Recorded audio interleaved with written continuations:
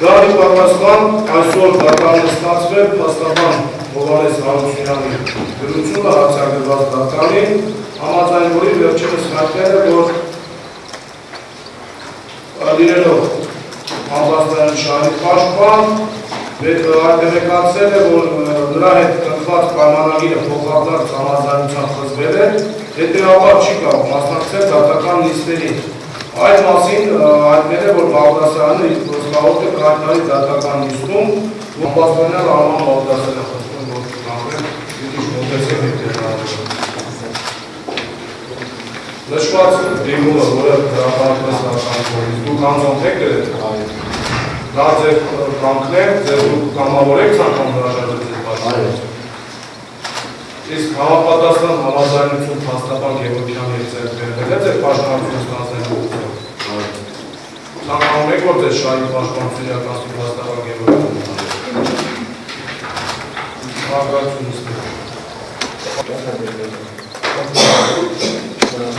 Նախագիծ դատարանական արդենից կայացանը, ես իմ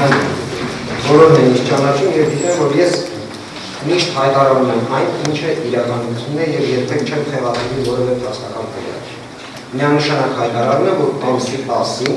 այսինքն ընդամենը 4 աշխատանքային օր է տրամադրվում ինձ 1200 թերթ քրեական գործի նյութեր ծանոթանալու համար, այն դեպքում, երբ հարգելի մեղադրողը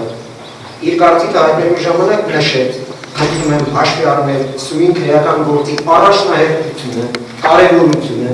ինչին նույնությամբ անդրադարձան նաև հարգելի բուժողի իրավահաջորդի ներկայացուցիչները, բոլորը շեշտադրում են այդ հանգամանքը, բայց պաշտպան Գևորգյանից ընդամենը պահանջում են, որպեսզի նա ռոբոտային արագությամբ,